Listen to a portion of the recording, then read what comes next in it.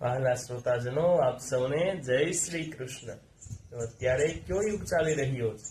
તો કે અત્યારે યુગોમાંનો યુગ એટલે કે કળિયુગ ચાલી રહ્યો છે। તો એ કળિયુગની અંદર આપણને એમ થાય છે કે લોકો આટલા બધા દુઃખી શા માટે છે? કોઈ વ્યસનમાં, તો કોઈ ફેશનમાં, કોઈ ડિપ્રેશનમાં, આવી ચિંતાઓમાં ઘેરાયેલા છે। આ શા માટે છે?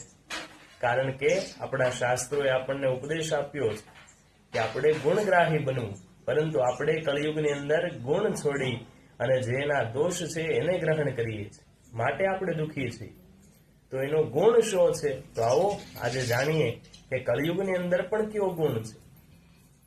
વેદવ્યાસજીએ ભાગવતજીને સુંદર મજાનો શ્લોક આપ્યો છે કે કલે દોષ નિધેરાજન એકો મહાન ગુણ કીર્તનાદેન કૃષ્ણસ્ય મુક્ત સંગઃ પરમ વ્રજેત।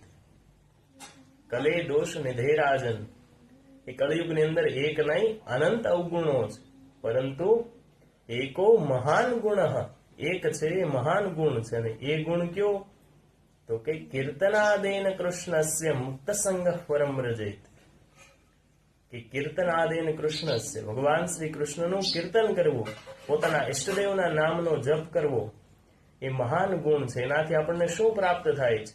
તો કે મુક્ત સંગઃ પરમ વ્રજેત, કે આ લોકના તો ધર્મ અર્થ અને કામ આપણને સહેજે પ્રાપ્ત થાય છે, પરંતુ જ્યારે આપણો દેહ છૂટે છે ત્યારે આપણને મુક્ત સંગઃ પરમ વ્રજેત, કે ભગવાનનું ધામ પ્રાપ્ત થાય છે।